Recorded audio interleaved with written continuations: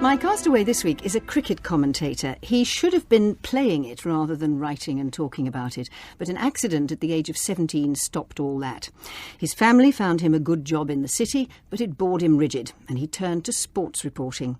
He's been a regular contributor to Test Match Special on Radio 3 for more than 30 years. He's written for most newspapers about the game and published more than a dozen books on the subject.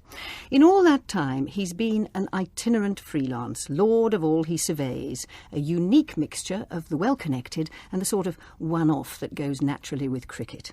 When I think about it, he says, much of my life has been as close to the Bertie Wooster experience as I can get. He is Henry Blofeld, commonly known as Blowers. The Worcester experience one would define then, Henry, as what? Sort of lurching about from crisis to crisis? Oh, absolutely, and finding crises where they don't exist, too. But enjoying it all hugely. Oh, I think so, because I've always believed you've got to live in the present. There's no point in looking at the past. You can do nothing about it. And you can't do much about the future either. At least I've never been able to do much about the future. But, you know, one way or another, I think I've been jolly lucky. But I have had one or two crises. I mean, I busted under a bus, as you said, when I was 17, and I had a sort of heart thing a few years ago where I died 8 times one morning or something. And one got over. And the last rites read to you. Oh, by my brother-in-law, who got rather frisky with the oil, and I almost drowned me in it, I think. But what all of that means is that cricket has been a kind of natural fit for you, as I was trying to say in that introduction, really, that it's a sort of gentlemanly game. It's something that requires decorum and all those things. It just suited you down to the ground, didn't it? Well, I was passionate about cricket, I suppose, at about the age of 7 or 8. And at my private school at Sunningdale in Berkshire, and Miss Paterson, who was to bowl underarm, I remember she probably taught me the start of my interest in cricket. I watched a test match at Lord's in 1948 and saw Don Bradman play cricket, and it got into me, and I was then lucky and found I could play it quite well. And I played it very seriously, and I mean, I jolly well was going to try and get as far as I could. Then I had this silly accident, and I played a bit of cricket after that, but I wasn't very good. I want to ask you about the silly accident, but just tell me about what you bring to the wireless comment. I use the wireless advisedly because, I mean, I think that's how you must feel. It's not a radio, is it? Oh, good Lord, no. We can't have awful things like that. So on the wireless, what you bring to it is this detail. I mean, they say you're obsessed with passing buses and butterflies and birds and... Well, I know, this is the awful thing, it's rather sort of stuck on me, that. When I did my first trial for BBC, this was about 1968, I remember coming to Broadcasting House, where we are now, and talking to Henry Riddle, who was then the assistant head of Outside Broadcast, sound, and we sat in his office. He rather wrong-footed me, because I arrived at 4:30 in the afternoon, and he's wearing a black tie, and I thought, oh, Lord, I'm rather underdressed. Anyhow, I sat there, and we listened to the tapes, and I've always loathed listening to myself. I always think what a pompous idiot I sound like. I really do. And if I in a car and hear a recording of myself, I switch the programs at once. But he did say, you've got to try and make the listeners feel they're there. You've got to try and paint the picture for them. And he said, when I say the picture, he pointed to the picture on the wall, and he said, the centre of that are the horses, which you would look at. But it wouldn't be a complete composite picture if it wasn't for the grass at their feet and for the trees at their side, the sky above, and then, of course, the mount and the frame. And that is my excuse for mentioning buses and everything else, and I stick to it. And a lot of our listeners ring in when it's a bad light or rain and there's no cricket. They ring in and say how much better we are when there's nothing happening. OK, let's have your first piece of music for this desert island. What's it to be? Well, it's the Eton boating song. I was 5 years at Eton. They were probably, in some ways, the happiest of my life. Power without responsibility. I absolutely adored it, and I feel I could almost go back there tomorrow. And I do go back quite often down there, and I think it's a wonderful tune. And it's sitting on my desert island. It would remind me of so many things and so many people.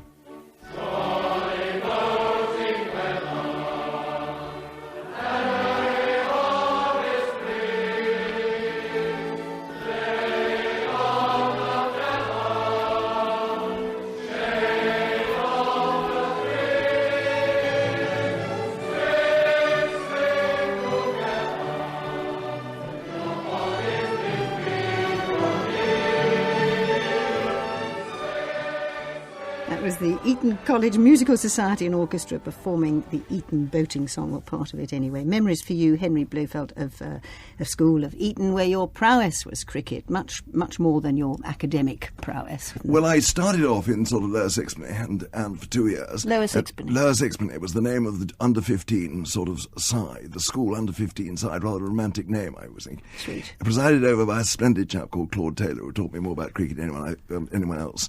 And I went straight, as it so happened, from Lower Sixpenny into the 11. I played for the 11 when I was 15. First 11. You played at Lord's, I think, didn't you? I did play at Lord's when I was 15, yes. When I was third victim of a hat-trick in my first appearance at Lord's. Against whom? Harrow. I see. The Eton Harrow match. And you scored a century at Lord's at some point as well, when you were 17? I scored 100 at Lord's. I scored 200 at Lord's, in fact, just to show off.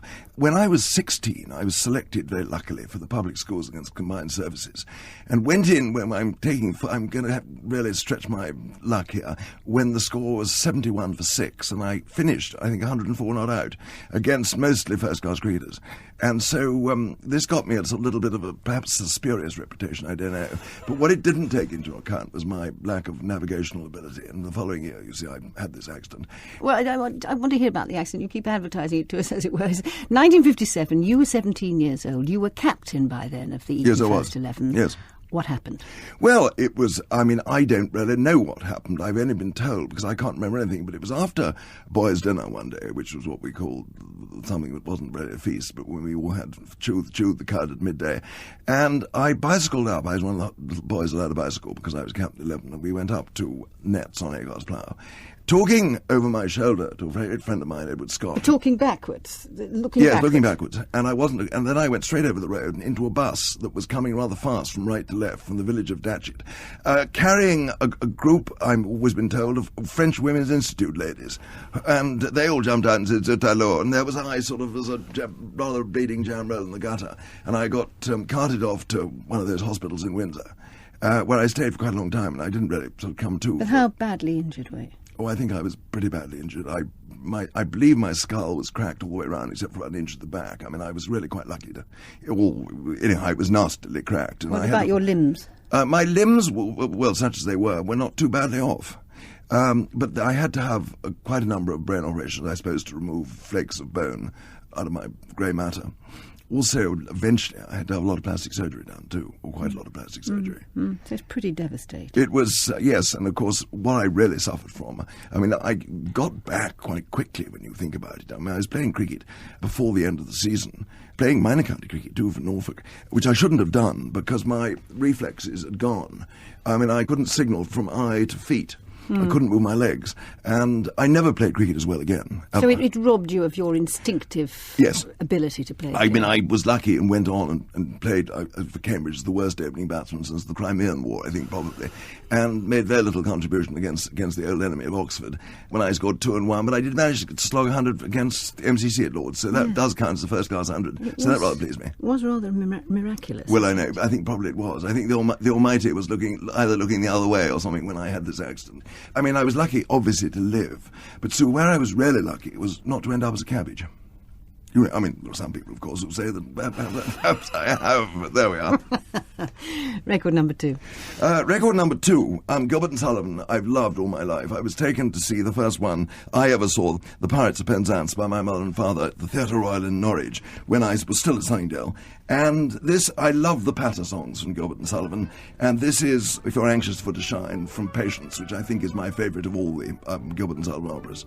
If you're anxious for to shine in the high aesthetic line as a man of culture rare, you must get up all the germs of the transcendental terms and plant them everywhere. You must lie upon the daisies and discourse in novel phrases of your complicated state of mind. The meaning doesn't matter if it's only idle chatter of a transcendental kind.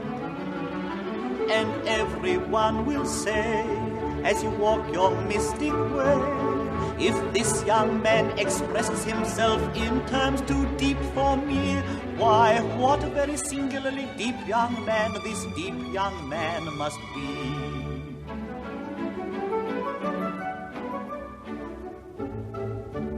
Be eloquent in praise of the very dull old days which have long since passed away. And convince him if you can that the reign of good Queen Anne was culture's palmiest day. Of course you will propose... If You're Anxious for to Shine, from Gilbert and Sullivan's Patience or Bunthorne's Bride. That was sung by John Reed as Reginald Bunthorne with the New Symphony Orchestra of London. It was conducted by Isidore Godfrey, a D'Oyly Carte opera production.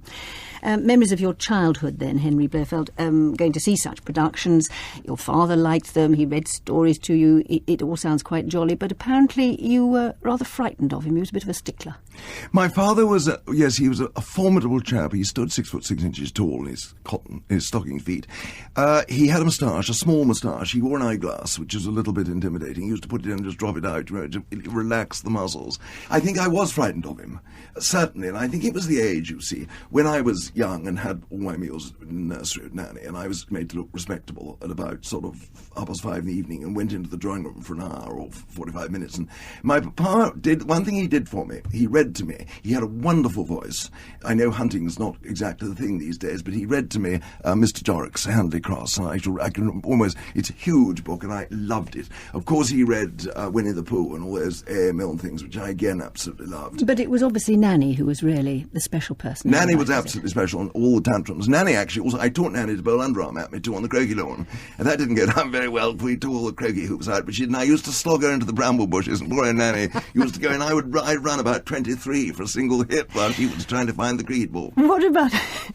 What about your mother? Because you were the youngest of three, and actually much the youngest. You were sort of, were you a mistake? Oh, I was, absolutely. No, it was a mistake. Good heavens, yes. But I read a very sweet story that she prepared you for going away to school, to your prep school at Sunningdale at age 7, by calling you by your surname. Yes, she said, you must get used to this. She was tough. My mother took no prisoners at all. She was very tough and absolutely uncompromising. She said, now, for the next fortnight, she said, I'm going to call you what you'll be called at Sunningdale. You'll be called Blofeld.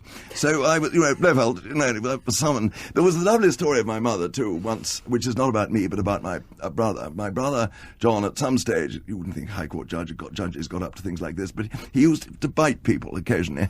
And my mother told Nanny and said, look, if John bites again, will you thrust him out into the passage outside the nursery door, and I shall hear screams and yells, and I shall come out and bite him.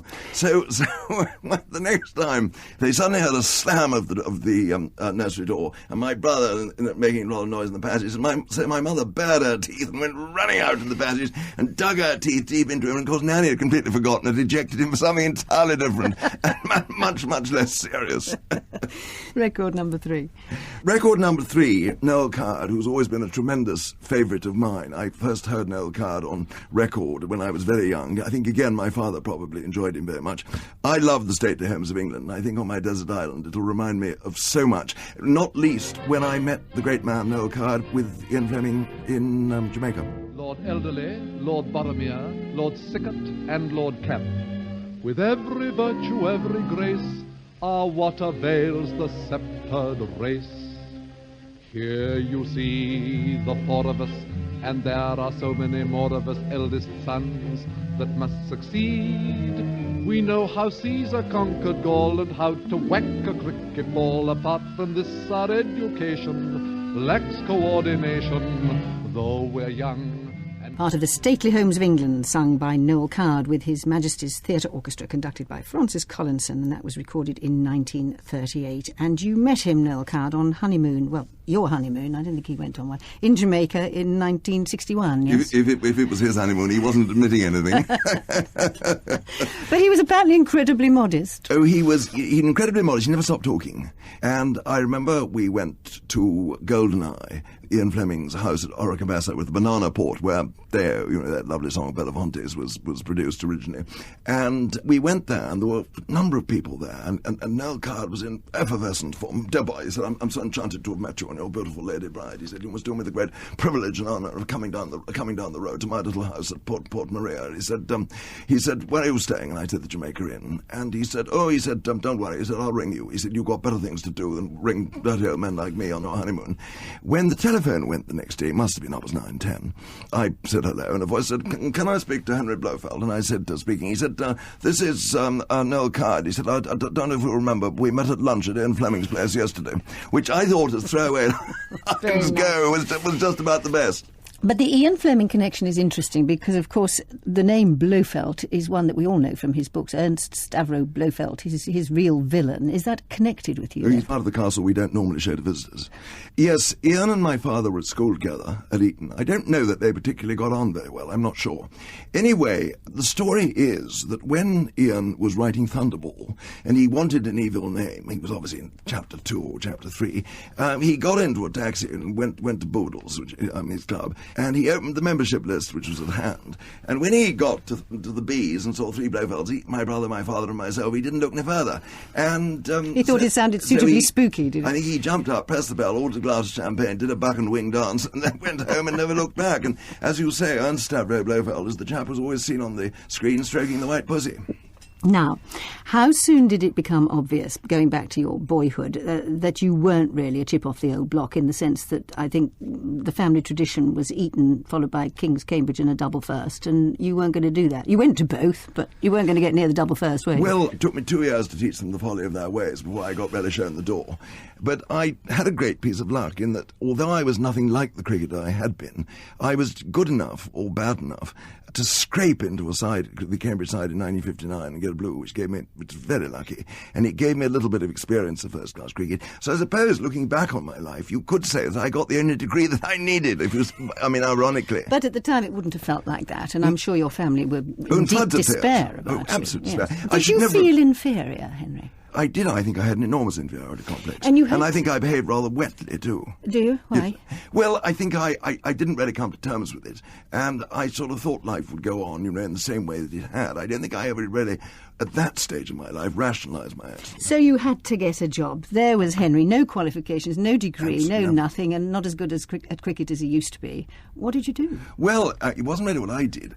I had a splendid uncle, a man called Mark Turner, who was then one of the principal directors of Robert Benson Lonsdale Merchant Bank in the city. And I went there and started in 1959, in October 59, as a trainee. And I absolutely loathed it. I mean, it was amazing. I had a waistcoat, a bowler hat, a rolled umbrella. I looked a real turkey, I can promise you. And I think I bought the Financial Times too, probably. In the end, I thought, well, a lot of my friends write about cricket. Why shouldn't I? And I met at a party Johnny Woodcock, who was the famous Times cricket correspondent, and I talked to him about it, and he said, well, if he could do anything, he would, but he didn't have any great high hopes. And I got back from the city about 2 days later, or maybe even the next day, to find someone at the Times was ill or broken a leg or something like that, and they wanted someone to go and do 2 days cricket at Gravesend for the next 2 days. And if I wanted to, and yippee I did, would I go around to the Times Sports Centre and collect a press ticket, which I did. If you wanted to, yes. And the rest is history. Record number 4. Record number 4 is Thank Heaven for Little Girls, and it very much reminds me of the excitement of the 60s, and also of the fact that I saw Maurice Chevalier in person at his last performance in England at the time of the twist, and the old boy of 80-something was twisting better than anyone. Thank heaven for little girls. Thank heaven for them all, no matter where, no matter who. Without them, what would little boys do? Thank heaven, thank heaven, thank heaven for little girls. Thank Heaven for Little Girls from the film Gigi, sung by Maurice Chevalier with the MGM Studio Orchestra conducted by André Previn. So, Henry, you spent the 60s writing for various newspapers, and then you got your feet under the table really at Test Match Special in the early 70s. But commentating, I mean, it is a very specific skill. It's a fine line, isn't it, between talking enough but not talking too much? Yes, I dare say there are those who would say I've never learnt the value of the pause. Well, difficult on the radio. Well, it is difficult, but some people did. I mean, John Arlott was masterful at his timing, which involved the pause. I think I'd rather go at it like a bull in a china shop.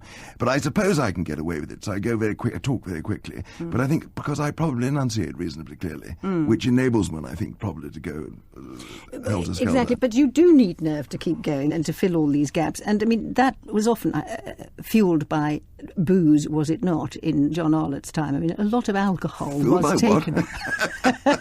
Well, dear old Arlo, I mean, he was a legend. He's Arlo, as in Jonas and Aggers. Yes, Arlo. Arlo. Okay. He was a legend in his own lunchtime, I think one has to say. And a good deal of booze did flow under the bridge, but I think we kept it generally in proportion to the box. Trevor Bailey, we always got fed on champagne by our listeners. Champagne before lunch. Yes, and Trevor always used to say, the medicine has arrived when a cork was taken out. But there was the lovely occasion once of after an evening when we had dinner in Broadcasting House with the Director General. It was rather heavy going the next day, and I helped Arlo up the stairs, up to the top of the house, so to speak, when we were gloriously in the pavilion and not when we were in that new thing over the other side of the ground. And I took his two big leather briefcases. I picked up the first one. I thought, well, learned wisdoms, learned tomes about cricket, more so with the second, which even heavier. And we got to the top of the stairs, 3 flights of stairs, into the box, and they were there. Brian Jonas was there in his brown and white correspondence shoes, giggling away. And I put them down on the green baize table. And Arlott waited and then advanced upon the table, smiling the sort of smile, I dare say, the Duke of Wellington smiled when he left Waterloo for the last time. He opened the first briefcase and took out 6 bottles of claret. Opened the second one, took out 5 bottles of claret, a couple of glasses and sundry bits and pieces and 2 corkscrews. And he was always a belt and braces man. One of his earliest pieces of advice to me, Henry, he said, when you go to the cricket, he said, and you take a bottle or 2 of wine, always take 2 corkscrews, because he said, if you take one and it breaks, you're buggered.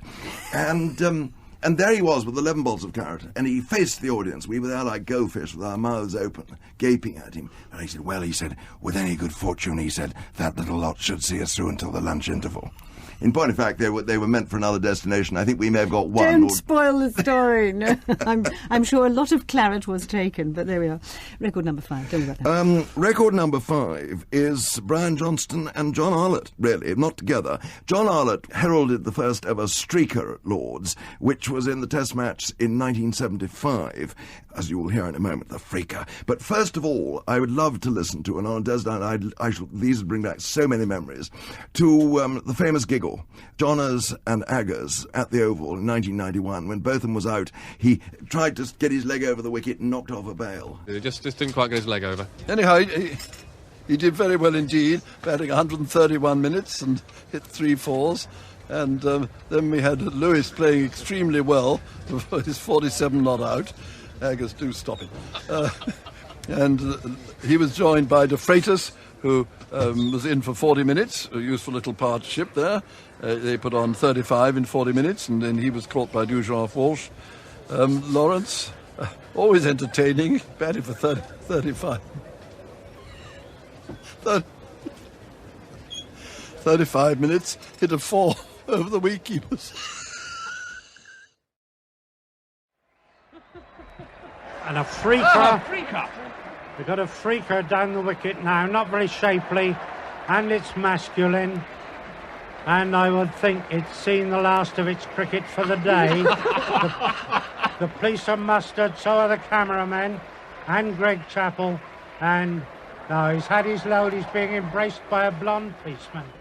8,000 people in the man's stand, some of whom perhaps I've never seen anything quite like this before. That was John Arlott commentating on the first ever streaker at Lord's, or freaker, as he put it, in 1975. And before that, of course, Brian Johnston and Jonathan Agnew rendered speechless during a Test match in 1991. You've been, Henry, at the sharp end of so many big cricketing stories over the decades, but none bigger, I suspect, than when Kerry Packer invented his World Series cricket back in 1977. He brought up all the best players in the world, didn't he? And, yes, he did, all because of a battle over television rights in Australia, which the Australian board weren't prepared to give to him, although he was prepared to pay a great deal more money than the Australian Broadcasting Corporation. So he brought up all these players, some of he bankrolled matches, didn't he? Put them on his own Channel 9. But did it rob, I think the fear was that it would rob the sport of its decorum, really, that sportsmanship would go by the board, that it would cease to be amateurish, really, as it became more professional in terms of its commercialism. Did that happen? Well, yes, it did, and I think it would have happened anyway, so because as more money comes into a game, habits crickets tend to become rather more unpleasant. Well, and chaps don't behave so well. Yeah, and I think this has happened in cricket. Certainly it's happened as the money is, winner takes all. I mean, it's all based on that, isn't it? And is that part of our problem today? I mean, as we know, the perception is, despite certain successes earlier this year, I think the view is that England is not as good as it was. It is being surpassed all of the time by Australia. We just don't do it like we used to.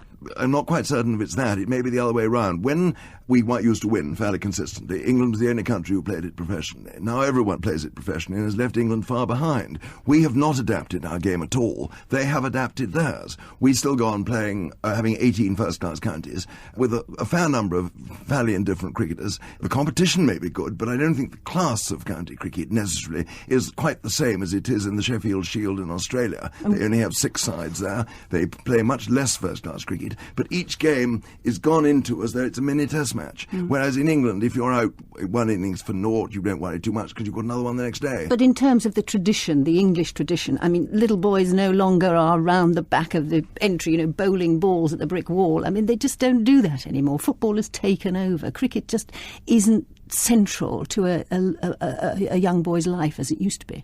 Well, I think this is true, and I think the trouble is we haven't got a national side that wins. Once we get a national side that beats Australia, I think an awful lot of more people will want to be whoever the cricketers are, rather than Becks and Posh and all the others. It's chicken and egg, though, isn't it? Well, of course it is. But I know efforts are going on to try and regenerate it a little bit in the public sector, and I hope very much this happens. OK. One quick anorak question. Of all the cricketers you've ever seen perform before your very eyes, which one would you point to as being the most inspiring? I think I'd have to point to Gary Sobers. I thought you might say Botham, actually. Botham was tremendously exciting, but not in quite the same league as Gary Sobers. And what's more, he once duffed you up, so you wouldn't choose. Well, no. But Beefy and I are now the greatest of friends. I mean, we were all much younger in those days. And, we got it rather wrong that morning at Bermuda Airport, I remember. Beefy and Blowers were at it. OK. Record number 6. Record number 6, High Society, is the film that I think I've seen more than any other. And the song from it, which I absolutely love, is Well Did You Ever, when both Bing and Frank were very well oiled, and by Johnny Green. There's obviously a lot of sheer bloody-mindedness in you, Henry. I mean, when we talk about you recovering from that early accident and recovering from your heart problem earlier this year, I mean, there's a determination, isn't there, in you, a kind of... You know exactly what you want to do and where you want to go. Well, I suppose I don't much care for coming second, in a way. And it seems to me that if you do anything, it's worth doing well, isn't it? I think. You may say I have too strong a competitive streak, and that certainly, I mean, when I play games, even if I play tennis now, I think I probably want to win. Some would say it too obviously, but that's part of my nature. But we don't hear that when you're commentating. We don't hear... I mean, I know, because I've read that you've said about yourself that you have a bad temper. You inherited it from your father. We don't hear that. What we hear on the radio is sort of bonhomie and repartee and that sort of eccentricity. How much is that you, and how much is that your professional persona? I don't think any of it's professional persona. I've never really consciously said anything or developed a manner or anything of that sort. It has just simply been me. And unless one gets desperate feedback saying this is simply awful, and we just have him off the air in a moment, which I haven't had, touch wood, I just bang on, But Johners has gone now, as we know, sadly, and you're sort of still holding the fort of that sort of prep school master going to the match, aren't you? One gets the impression that very slightly some of the ones who sit alongside you these days send you up a bit, cast you as they always buffer. pull my leg all the time. I mean, they're forever doing things. I mean, Jonathan Agnew pulls my leg endlessly. I mean, he writes out bogus emails and signed by names, which, said quickly, can sort of look like something rather naughty that one shouldn't say on the air. And the awful thing is, though, I don't even realise when I've said it that I've said something I shouldn't have said. But I wonder if you do feel that the character is going out of that sort of commentary slowly but surely. I mean, you're still there, obviously, and I know you've got no intention of going away, but eventually you will, inevitably. Of course. I mean, do you think that everything's getting rather sort of... made more bland than it was, both the game and those who commentate on it? I think the present team do it jolly well. I think one of the great characteristics of Test Match Special has always been that it's had great people on air, great characters, and people with strongly distinctive voices. And I'd like to think that is going to be continued. But I'm not certain. I mean, I think cricket, the game, is a great former of people's character, and I think actually cricket, the game, is a reflection of society. And the game has fewer characters in it, doesn't it? I think it does.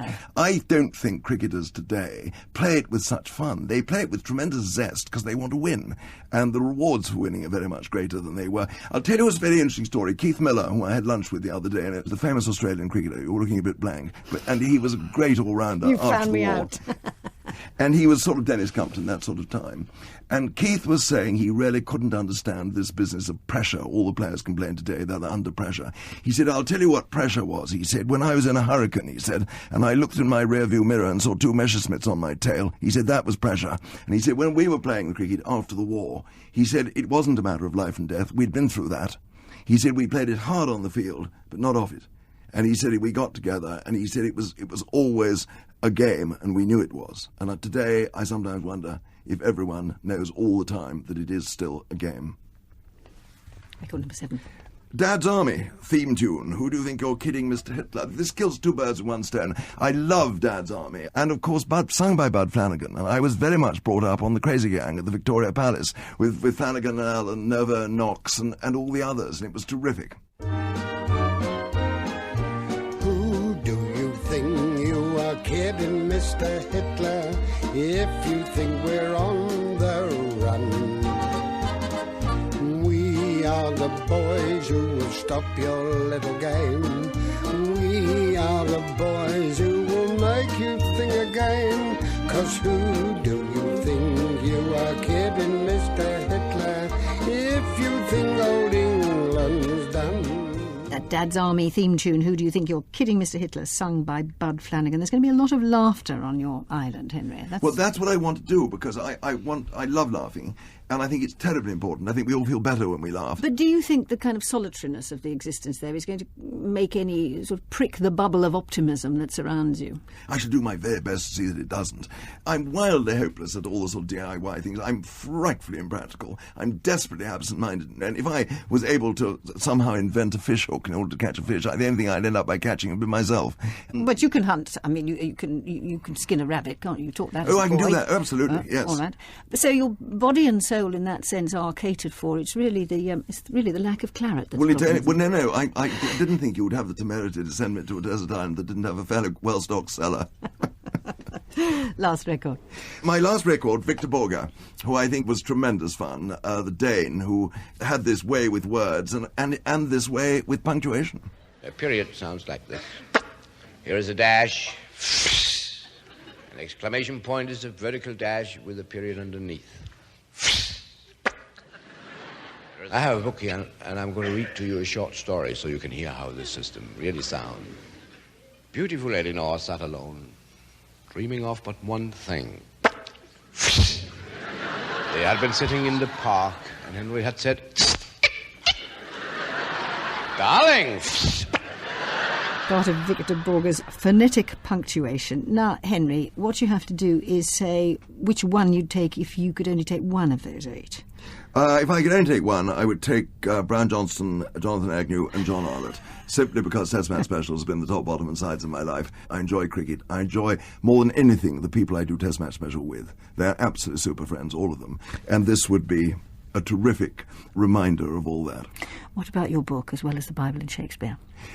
My book would have to be Pete Woodhouse. I love Woodhouse, and I once had an almost complete collection of his first editions. The one I would take, actually, is A Pelican at Blandings, which is, I think the Blandings Castle saga is more fun than Jeeves. This is my own personal thing. We could discuss this at length, but we shan't. What about your luxury? My luxury, I don't know if I'm allowed this, but what I want to do is take a photograph album, and I want to take 40 or 50 mugshots of all people who've been close to me in my life, in terms of cricket. I'm obviously Bitten and Suki, my daughter, and Rumpel, who's my handicapped stepson, who was a very important member of our family and absolutely splendid. And I would want to take them, my parents and family, people from the commentary box, so I could flick through the pages, and each photograph would bring tremendous memories of people I've loved. I suppose I might have one or two I've hated, but I don't think so, no. We leave them behind. Henry Blofeld, thank you very much indeed for letting us hear your Desert Island Discs. Thank you, Sue.